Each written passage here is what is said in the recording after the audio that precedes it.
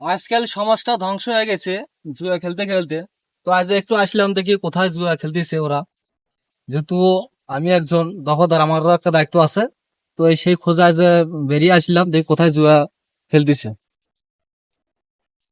আজকে জুয়ারও ধরতেই হবে, যে কোনো ভাবেই হোক।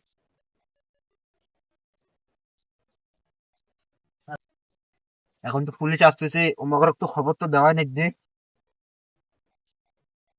হ্যালো, তোমরা কোনটা চাই? এই এখানে কি করো? তার এই, এমনি ওদের এমনি মানে কার কাছে ফোন দিছো? তার তার কিছু নয় স্যার। তার জিয়া খেলতে দিয়ে স্যার, কোথায় জুয়া খেলা? তার সামনে তুমি তাহলে এখানে কি করো? স্যার আমাদের পাড়ার জন্য পারার জন্য? চলো দেখি কোথায় জুয়া বলেন না, খেলতে, স্যার। কাজে জুয়ার ধরার কথা আছে, চলো। আজকে তো খেলতে ভয় লাগতেছে, কখন যে পুলিশ আসে। আমার তো ভয় লাগতেছে, আমি আর খেলবো না। কই 10 টাকা আর আছে বস, পুলিশ আসুক কি আসুক, গাপ তো তার জন্য আছে, বস টাকা আর আছে, মাথা গরম আছে এমনি খেল জানি। চল খেলা দেখাতে কোথায়।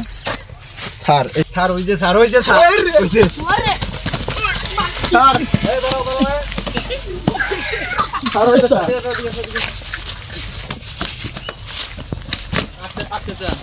এই এদিকে আসো, সবাই আসো। এ স্যার টাকা দিয়ে আসো, স্যার টাকা দিয়ে আসো। স্যার ভুল হয়েছে স্যার, খেলবো না স্যার, স্যার এরকম আর হবে না স্যার। শোনো, স্যার। আমি বলি এই জুয়া খেললে ঠিক আছে কি কি ক্ষতি হয় তা জানো?